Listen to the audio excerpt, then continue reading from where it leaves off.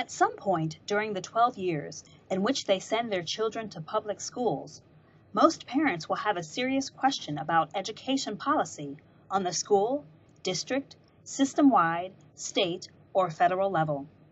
In New York City, where the mayor controls the schools and parent engagement has fallen by 50%, parents need to be knowledgeable, strategic, and organized if they want to be heard. No matter what avenue they choose, whether taking action in the streets, writing op-eds, or trying to meet directly with decision makers, they must demand their seat at the table and share what only they can know about the impacts of particular policies.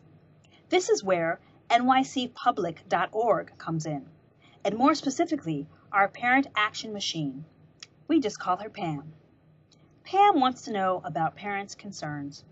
She helps parents research basic ed policy and connect to or initiate working groups that allow them to go deeper. Pam wants parents from different districts who care about the same issue to find each other. Think of her as a matchmaker. As groups start to form, Pam offers them tools for all of their organizing needs, from scheduling teleconferences and posting petitions to assembling fact sheets, connecting to mentors, assigning tasks, and making sure the work is shared. If a group needs help clarifying their ideas, goals, and proposed next steps, Pam will set up a meeting with NYC Public staff members to facilitate a charrette, a structured brainstorming session. But Pam doesn't just give good meeting, she takes the A in her name very seriously. And she is not your typical factory-grade machine. She's an innovator who supports parents in making sure the actions they take get noticed. Pam knows that successful organizing efforts require connections, media strategies, clear targets, and strong messages. Pam's action tools will help parent groups go beyond petitions. Need a flyer for a parent design forum? Check. Want to think about some creative ways to deliver parents' letters? Check. Pam is not afraid of getting her hands dirty, so you can always expect tools that help parents meet decision makers in the Department of Education. Look, here comes a parent with a concern now. Nicole just found out that her school's budget for next year has been drastically cut. Almost immediately, school communications that normally focus on all of the wonderful learning students are doing are now strictly focused on fundraising. In one of the weekly letters, the principal notifies parents that next year they will have to do without an art teacher.